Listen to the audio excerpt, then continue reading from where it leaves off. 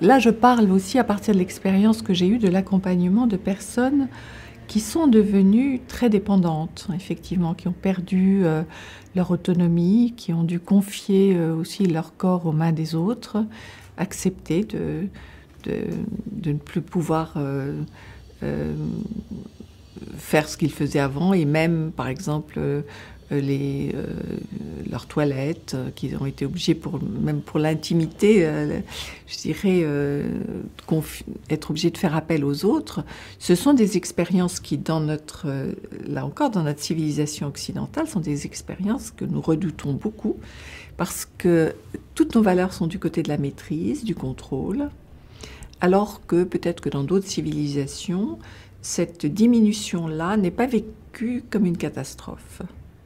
Alors nous avons là un défi énorme à relever, qui est d'accepter cette étape de la vie. Les personnes que j'ai vues qui vivaient bien, et j'en ai vu beaucoup, qui vivaient bien leur perte d'autonomie, étaient des personnes qui avaient lâché prise, qui avaient accepté ceux contre lesquels elles ne pouvaient plus rien, et qui avaient compris aussi que, en acceptant, en se confiant au fond aux autres, avec, je dirais presque avec grâce, parce que ça, c'est une manière de faire, eh bien, ça pouvait être vécu comme une occasion d'échange, une occasion de recevoir de l'amour, d'en donner aussi, parce qu'une certaine façon de se laisser soigner,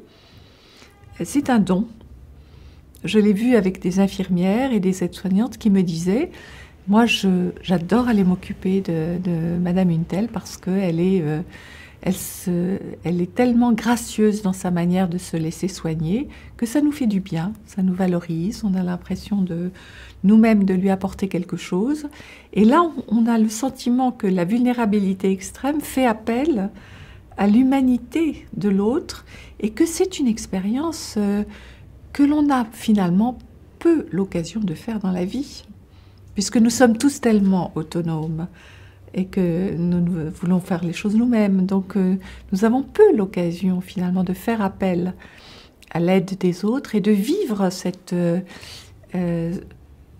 expérience qui est de recevoir, de donner et de recevoir sur fond de vulnérabilité.